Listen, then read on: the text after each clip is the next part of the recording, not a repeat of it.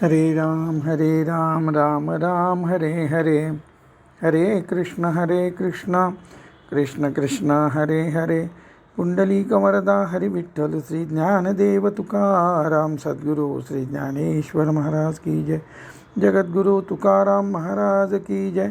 पंढरीनाथ भगवान की जय. अध्याय क्रमांक 18 आणि श्लोक क्रमांक 45. आपल्या वाट्याला आलेले जे कर्म आहेत तेच कर्म भगवंताचे मनोगत म्हणून आपण त्यात पूर्ण लक्ष घालून आणि समग्रतेने साक्षीभावाने तेच कर्म प्रवृत्तीवरून दिसेल मात्र आतून निवृत्ती असेल अशा पद्धतीने करण्याची हतोटी माऊलींनी सांगितली आहे.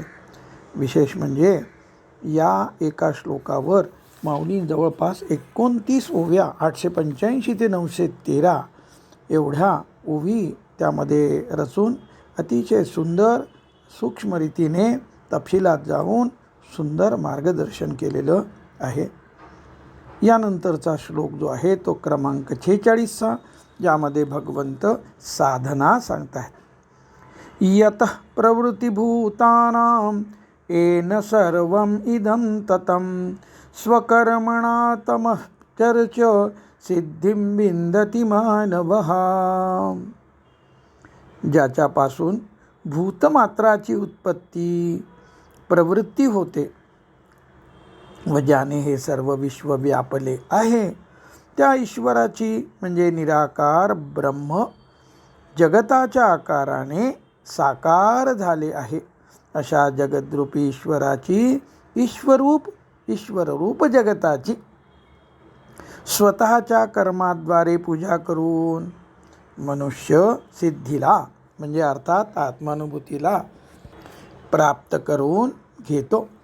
स्वतःचे म्हणजे नियत करणीय विहित वगैरे वगैरे कर्म जबाबदारी अर्थात कर्तव्य अशा हातवटीने करावे की ती कर्मे ईश्वराची पूजा ठरावीत. अर्थात अध्याय क्रमांक 3 ओवी क्रमांक 80 व श्लोक 9 प्रमाणे करावीत. त्या हातवटीचे वर्णन माऊलींनी अत्यंत समर्पक शब्दामध्ये पुढे केलेले आहे. तसेच मागे ओवी क्रमांक 593 मध्ये विस्ताराने दिलेले आहेच. आता या श्लोकावर माऊलींची ओवी क्रमांक 914 अशी आहे. मनोनी विहित क्रिया केली नव्हे तयाची खून पाडिली जयापासोनिका आली अकाराभूते.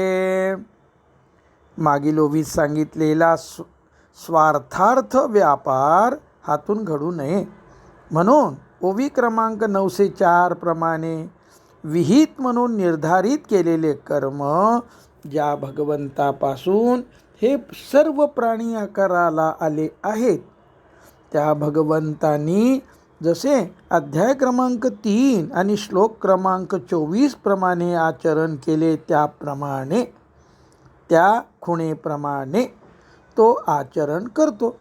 अध्याय क्रमांक 3 आणि श्लोक क्रमांक 24 त्यावरील विवेचन आपण थोडक्यात पाहूया. सिद्धांत सांगणारा हा श्लोक असा आहे. उस्सी देयुरिमे लोका न कुर्याम कर्म चेदहम शंकरस्य च कर्तास्याम उपहन्यामि मा प्रजहा. अर्थ जर मी कर्म म्हणजे कर्मयोग स्वधर्माचरण न करीन भगवंत अर्जुनाला सांगतात तर ही सर्व मानसे नष्ट भ्रष्ट होतील आणि मी शंकराचे म्हणजे स्वतःचा स्वार्थ साधण्यासाठी उचित अनुचित कर्माचे मिश्रण मनाला वाटेल तसे करून स्वतःला योग्य वाटेल त्या पद्धतीने आचरण्याच्या पद्धतीचे कारण होईल आणि त्याद्वारे प्रजेचा घात करणारा म्हणजे नाश करणारा अहित करणारा अशा प्रकारचा मी ठरेन.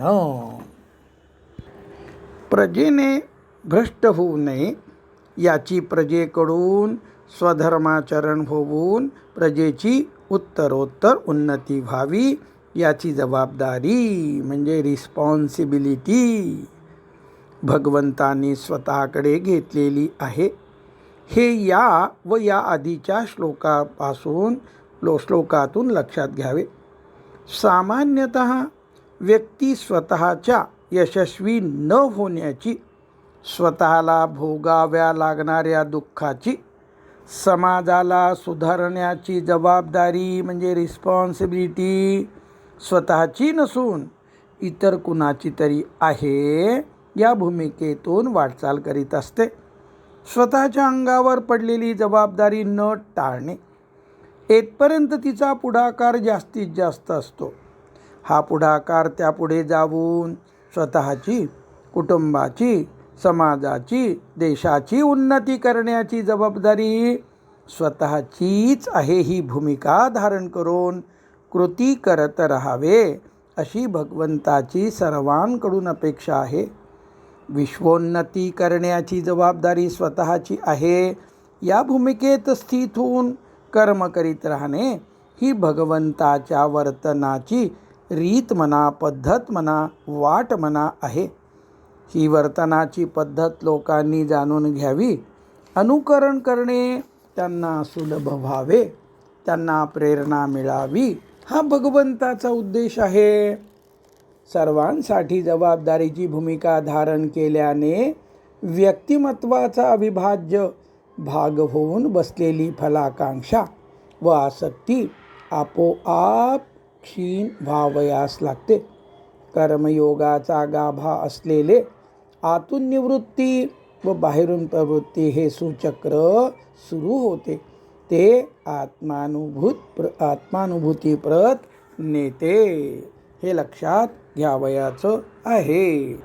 आणि अशा प्रकारची जबाबदारी स्वीकारून विहित म्हणून निर्धारित केलेले कर्म त्याप्रमाणे करावे. ही स्वकर्माची पूजा ईश्वराच्या संतोषात कारणीभूत होऊन वैराग्य सिद्धीचा प्रसाद प्राप्त होतो असे पुढे ओवी क्रमांक 917 व 18 मध्ये माऊली सांगतात. ते आपण फारच थोड्या कमी वेळात पाहणार आहोत. आता या श्लोकातील यतः प्रवृत्तिभूतानां या पदच्छेदावर माऊली सिद्धांत सांगतात. ती सांगणारी 915 क्रमांकाची ओवी अशी आहे.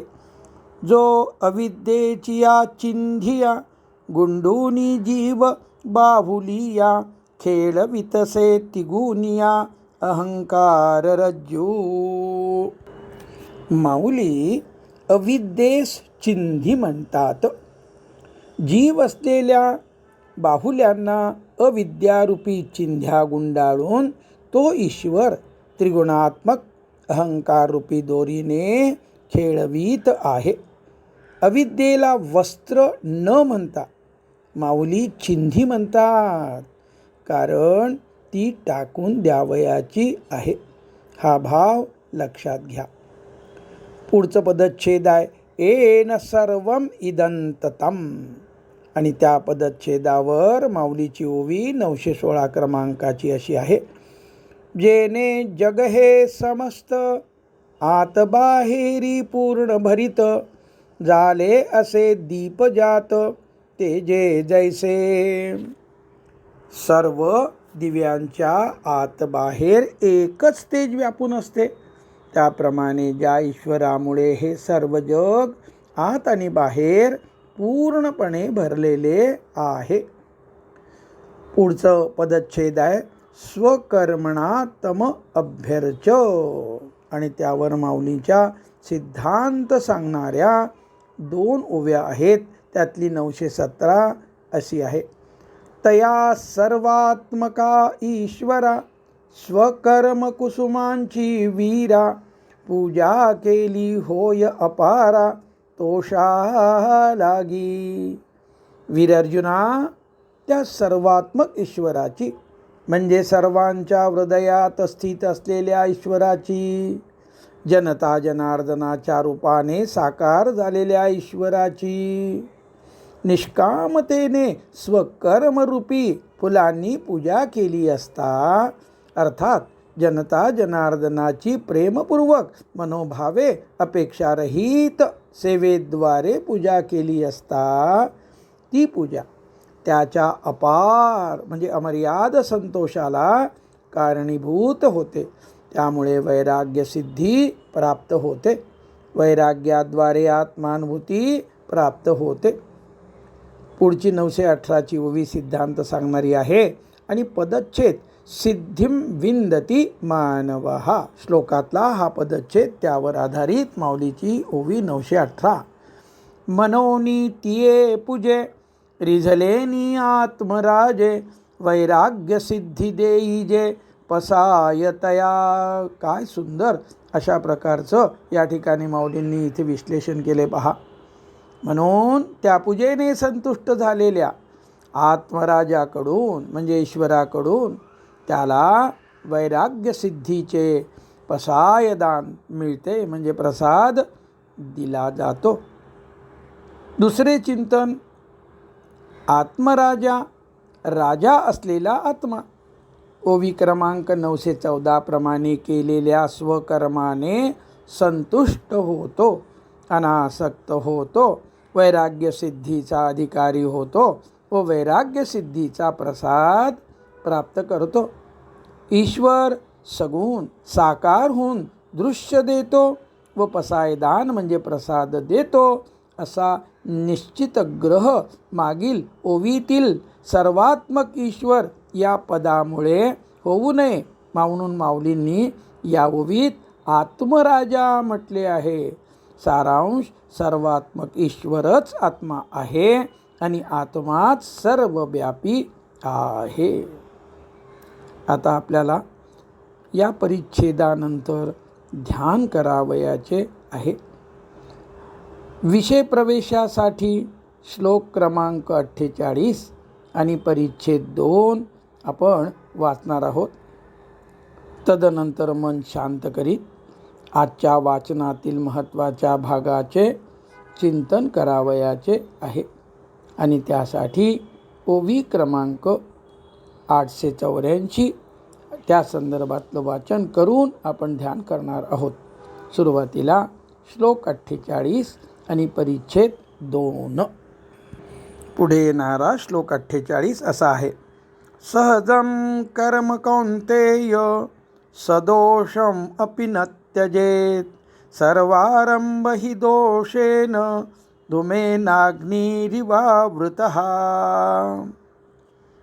आणि यावरचं चिंतन करताना आपल्याला वर्ण आश्रम व्यवसायानुसार स्वाभाविक असलेल्या कर्मासाठी या अध्यायातील खालील श्लोकात दर्शविलेले वेगवेगळे शब्द समान अर्थाने वापरले आहेत.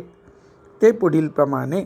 श्लोक क्रमांक 41 मध्ये स्वभाव प्रभवै गुणै अर्थात स्वभावापासून उत्पन्न झालेल्या गुणाद्वारे निरनिराळी असणारी कर्मे. श्लोक क्रमांक 42, 43 आणि 44 मध्ये कर्म स्वभावजम अर्थात स्वाभाविक कर्म, स्वभावजन्य कर्म, स्वभावानुसार कर्म. श्लोक क्रमांक 45 व 46 मध्ये स्वकर्म अर्थात आपले कर्म. श्लोक क्रमांक 47 मध्ये स्वभावनियतम कर्म अर्थात स्वभावाने नियत केलेले कर्म. आणि आत्ता वाचलेल्या श्लोक 48 मध्ये सहजम कर्म अर्थात सहज कर्म. हे समानार्थी शब्द एकत्रित वाचल्याने कर्म करणे म्हणजे क्रिया या कर्म प्रवृत्तीच्या स्वभावाच्या संबंधातील सूक्ष्म छटा लक्षात याव्यात. अर्थात नीतिमूल्याधारित असलेल्या व्यवसाय शास्त्रविहित धर्मशास्त्रविहित दोन्ही शास्त्र तपासून स्वतः निर्धारित केलेले आसक्ती फलेच्छा कर्तृत्वाहंकार रहित वर्ण आश्रम व व्यवसायानुरूप कर्म म्हणजे स्वाभाविक कर्म म्हणावं. आता श्रीमद भागवत आणि त्यामध्ये सांगितलेला चातुर्वर्ण्याचा सिद्धांत, ज्यामध्ये स्पष्ट होतो अशी माऊलीची ओवी क्रमांक 884 पाहणार आहोत. 884 ओवी. पै द्विजसेवे परवते, धावणे नाही शूद्राते, एवं चतुर्वर्णो चित्ते, दाविली कर्मे. आणि यामध्ये आपण तपशिलामध्ये चिंतन केलं. त्यातलं काही चिंतन जे आहे या निमित्तानं पुन्हा करणार आहोत. भगवंतांनी सर्व वर्णाची स्वाभाविक सहज कर्मे सांगितली. माऊलींनी त्यांना कर्मे न म्हणता रत्नरूपी गुण म्हटले आहे. ते फक्त ब्राह्मण व क्षत्रियासाठी म्हटले आहे असा संकुचित दृष्टिकोन घेणे अत्यंत अयोग्य आहे.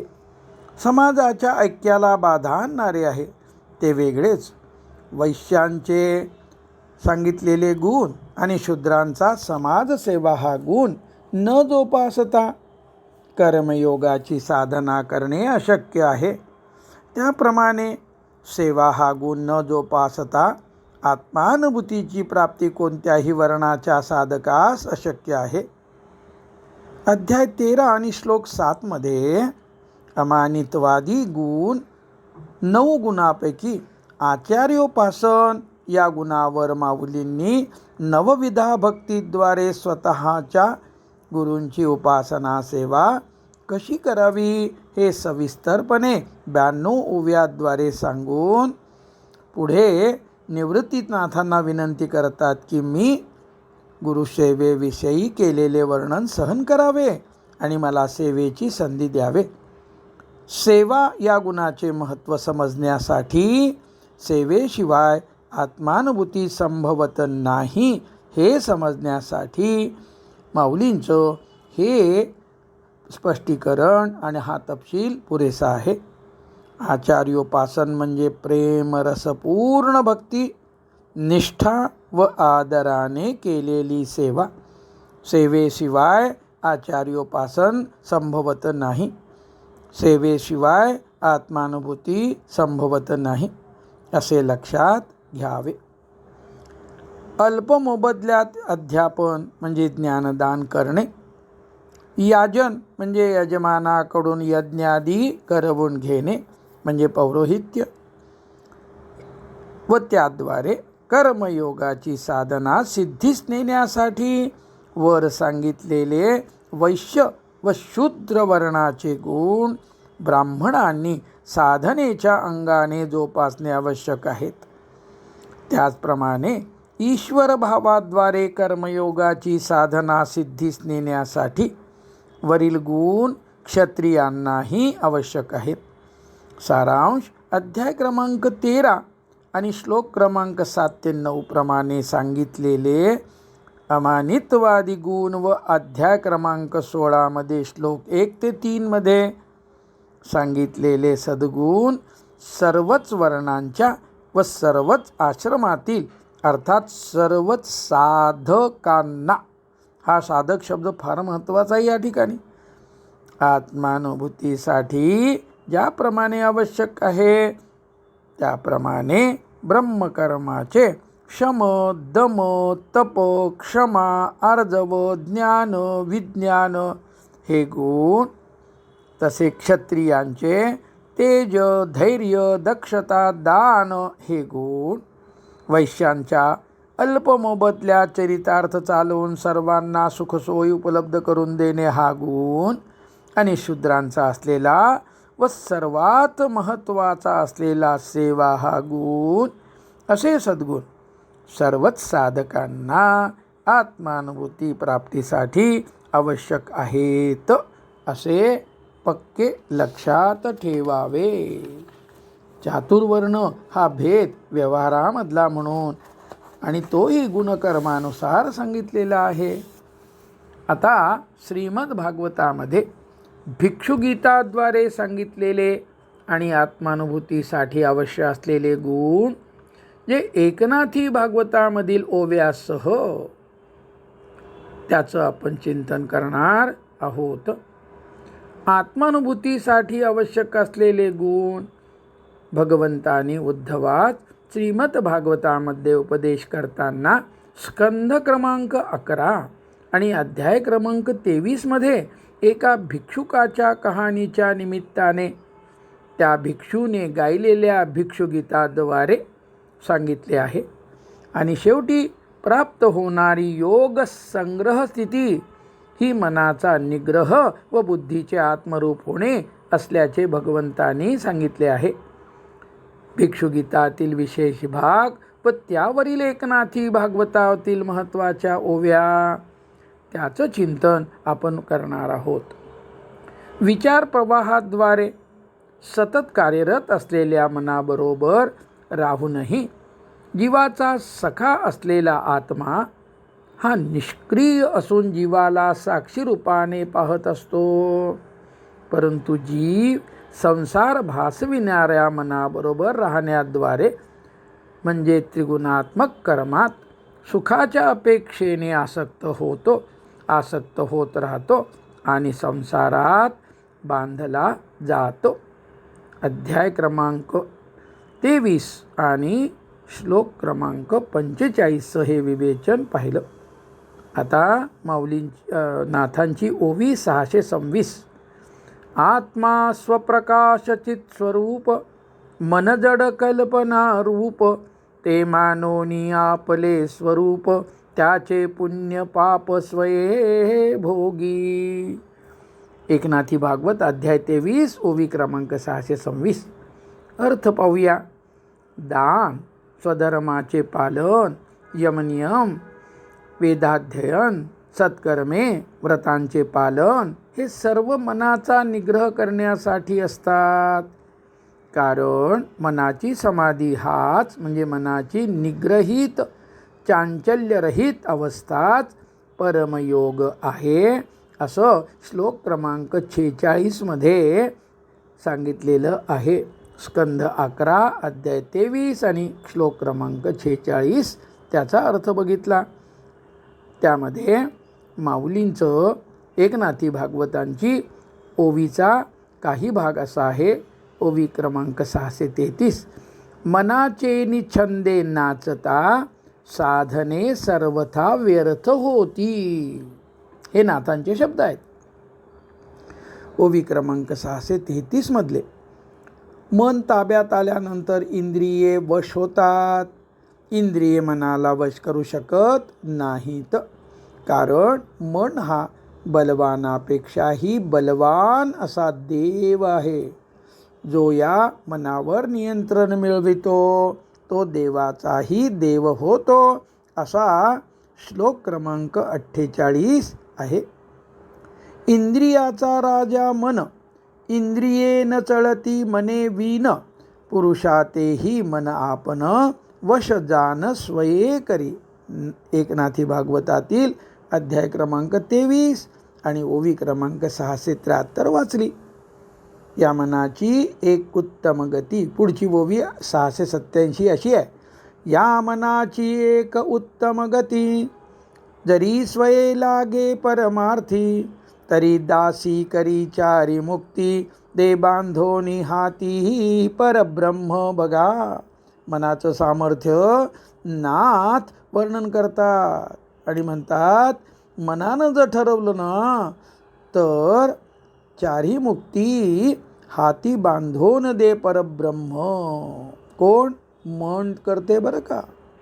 आता पुढची ओवी 688 क्रमांकाची नाथांची अशी आहे. मनची मनाचे द्योतक, मनची मनाचे साधक, मनची मनाचे बाधक, मनची घातक मनासी. म्हणून बाबा रे, माझ्यामध्ये एकरूप केलेल्या बुद्धीने म्हणजे आत्मरूप झालेल्या बुद्धीने मनाला सर्व प्रकारे ताब्यात ठेव. याचेच नाव योगसंग्रह. अर्थात सर्व योग साधनेचे हे सार आहे असं स्कंद 11 अध्याय 23 आणि श्लोक 61 मध्ये भागवतकारांनी सांगितलेलं आहे. पुढे नाथांची ओवी क्रमांक 960 अशी आहे. जीव विसरला जीवपण मनत्वा मन मुकले. ही अवस्था तपस्सामर्थ्यानं साधनेनं आपल्याला प्राप्त करायची आहे. जीव विसरला जीवपण मनत्वा मन मुकले. पुढे 961 क्रमांकची नाथांची ओवी. ऐशिया विवेकयुक्ती जान माझे स्वरूपी म्हणजे आत्मस्वरूपी प्रवेशे मन जेथ मनपणे नुठी मन मनोनिग्रहन या नाव. पुढची 966 क्रमांकाची ओवी. सांडोनी संसार स्फूर्ती चित्स्वरूपी जडे वृत्ती जीव शिव एकत्वा येती योग संग्रह स्थिती या नाव. जीवशिव एकत्वा येणे म्हणजे बुद्धीचे आत्मरूप होणे होय असे श्लोकार्थाच्या संदर्भाद्वारे लक्षात घ्यावे. भगवंत म्हणतात चातुर्वर्ण्याचे सहज स्वाभाविक कर्म. माऊली त्यांना गुण म्हणतात. गुण जोपासणे ही साधना अर्थात करणे अर्थात कर्म. अशा प्रकारे स्वाभाविक गुण जोपासण्याची साधना हे स्वाभाविक कर्म ठरते. सर्व मार्गामध्ये भक्ती सोपी तसे सर्व गुणामध्ये सेवा सोपी. कशी पाहूया. ब्राह्मणासाठी स्वाभाविक असलेली शमादी गुण जोपासावयाची साधना सर्वात अवघड. क्षत्रिय व वैश्यासाठी सांगितलेली साधना उत्तरोत्तर सोपी. शूद्रासाठी स्वाभाविक असलेली सेवा या गुणाद्वारे जोपासावयाची साधना त्या मानाने सर्वात सोपी. सर्वच गुण सर्वच साधना त्यांचा समन्वय आत्मानुभूतीसाठी आवश्यक आहे. सर्व वर्णासाठी सेवा ही साधना सर्वात सोपी असे लक्षात घ्यावे. सर्व मार्गामध्ये भक्ती सोपी तसे सर्व गुणामध्ये सेवा सोपी असे लक्षात घ्यावे. क्षमता लक्षात घेऊन कोणत्याही वर्णाची अर्थात क्षमतेची व्यक्ती आत्मानुभूतीपासून वंचित राहू नये या कळकळीने गीतेची व ज्ञानेश्वरीची रचना भगवंतांनी आणि अर्थात माऊलींनी केलेली आहे. काही हजार वर्षापूर्वी भागवतकार व्यासांनी सांगितलेली वर्णाश्रम व्यवस्था आणि त्यावर आपण चिंतन केलं तर काय स्पष्टता आपल्याला साधते, पाहता येते, अनुभवाला येते. त्यावर थोडं चिंतन करू. एका वर्णाची लक्षणे दुसऱ्या वर्णाच्या व्यक्तीत आढळली तर दुसऱ्या वर्णाच्या व्यक्तीला पहिल्या वर्णाचा समजला पाहिजे असं कुणाचं व्यक्तिगत मत नाही बरं का. हे श्रीमद भागवताच्या स्कंध क्रमांक 7 अध्याय क्रमांक 11 आणि श्लोक क्रमांक 35 मध्ये स्पष्ट केलेलं आहे. आपसातील रोटीबेटी व्यवहारात जन्माची प्रधानता असते.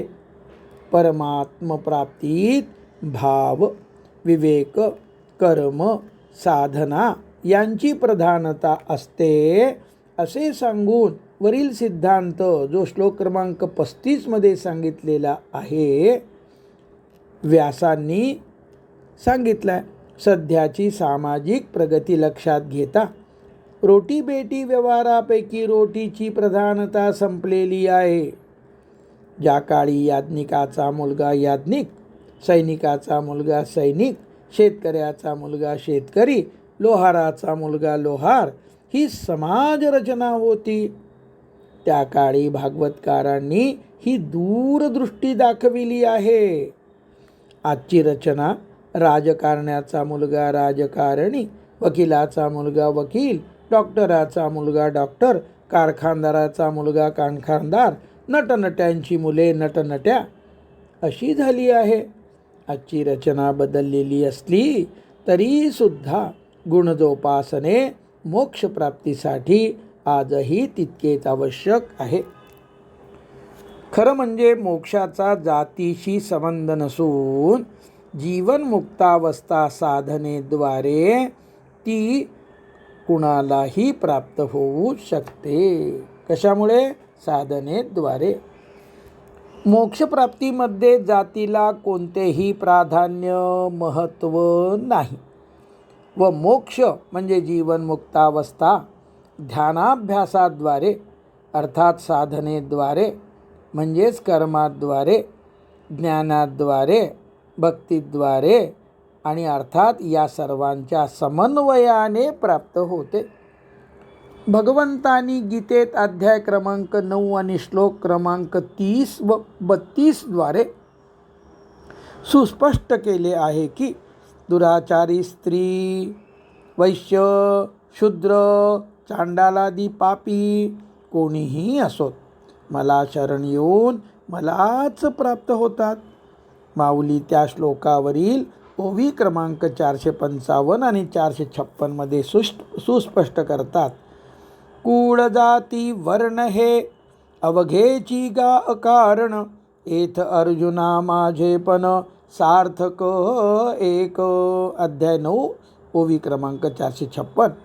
अर्थ, अर्जुना, उत्तम असणारे कुळ, जाती, वर्ण असे सर्व प्रकार माझ्या प्राप्तीचे कारण नाहीत, माझ्या प्राप्तीसाठी कारण होऊ शकत नाहीत, सफलता प्रदान करू शकत नाहीत. मनाला माझे पण प्राप्त होणे म्हणजे मनाने नाम, रूप, विचार, विकारापासून रिते होऊन मन व बुद्धी माझ्या प्रेमाने भरली जाऊन माझ्याशी आत्म्याशी अनन्य होणे हेच सार्थक करणारे म्हणजे मुक्त करणारे साधन आहे. अध्ययनादीद्वारे मोक्षप्राप्तीचा अधिकार जो वेदांनी स्त्री शूद्रादींना नाकारला होता तो अधिकार वेद उपनिषदाचे सार असलेल्या गीतेने सर्वांना मिळवून दिलेला आहे.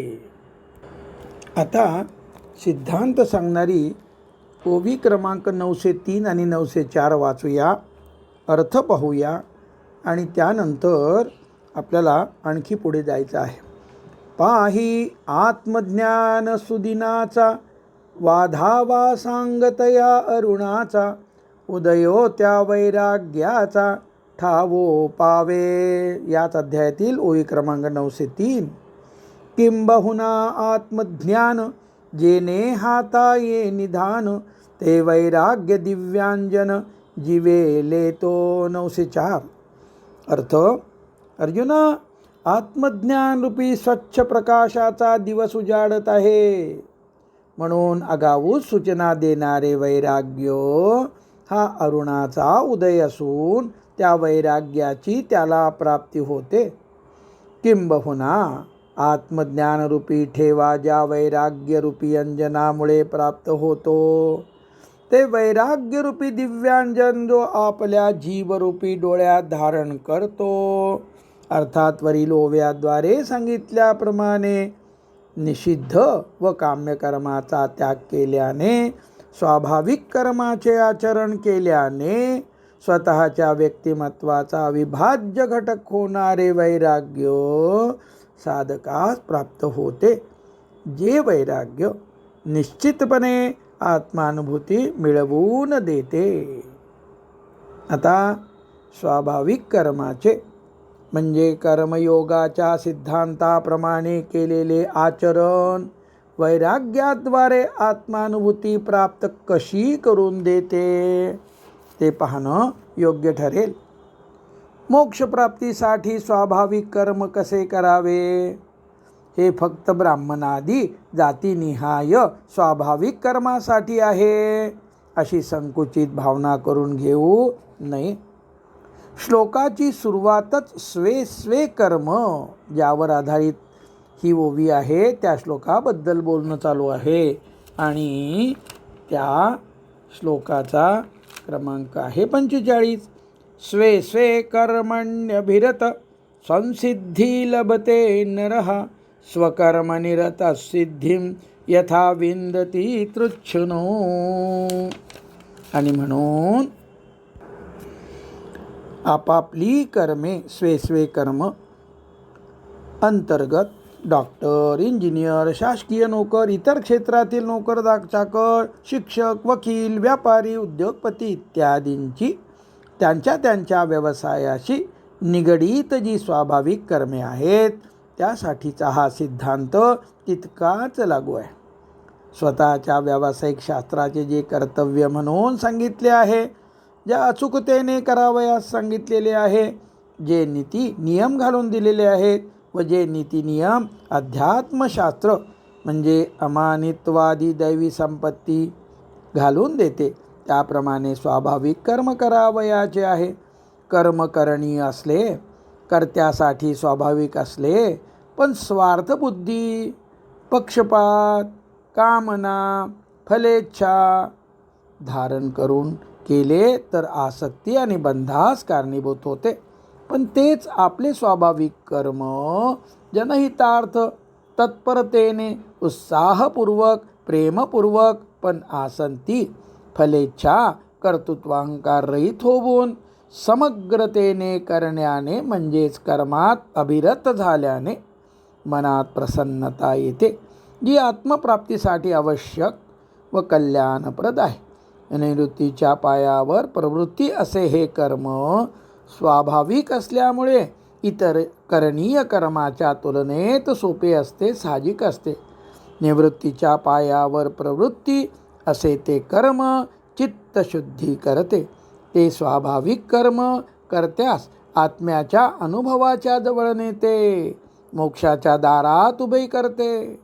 भगवान श्रीकृष्ण म्हणतात, आपापल्या कर्मात अभिरत झाल्याने संसिद्धी मिळते. स्वे स्वे कर्मण्यभिरतः संसिद्धी लभते नरः. अशा रीतीने वैराग्य रूपाने संसिद्धी मिळते आणि अशा वैराग्याद्वारे आत्मानुभूती प्राप्त करून देते असे माऊलींनी स्पष्ट केले आहे. भक्तिमार्गाच्या तुलनेत कर्ममार्ग कष्टाचा आहे, ज्ञानमार्गाच्या तुलनेत जास्त वेळ लावणारा आहे, अशी पळवाट शोधू नये. कर्ममार्ग निश्चित मोक्ष मिळवून देतो असे लक्षात घ्यावे. आता आपल्याला ध्यान करावयाचं आहे आणि म्हणून आता या सत्राला निरोप देण्याकरता मी घोष करतो. त्यानंतर ओवी क्रमांक 917 वाचतो आणि त्या ओवीचा अर्थ वाचून आपण त्या अर्थाच्या चिंतनामध्ये ध्यान करावयाचं आहे. आणि शेवटी मी माझी माऊली हा आपला सिद्धमंत्र त्याचा उच्चार करतो आणि त्यानंतर आपण ध्यान करणार आहोत. तया सर्वात्मका ईश्वरा स्वकर्म कुसुमांची वीरा पूजा केली होय अपारा तोषा लागी. पुंडलिक वरदा हरी विठ्ठल श्री ज्ञानदेव तुकाराम सद्गुरु श्री ज्ञानेश्वर महाराज की जय. जगद्गुरु तुकाराम महाराज की जय. पंढरीनाथ भगवान की जय. विठ्ठल विठ्ठल विठ्ठल विठ्ठल विठ्ठल.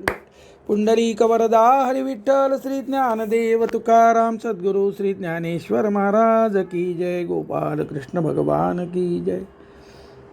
वीर अर्जुना, त्या सर्वात्मक ईश्वराची, सर्वांच्या हृदयात स्थित असलेल्या ईश्वराची,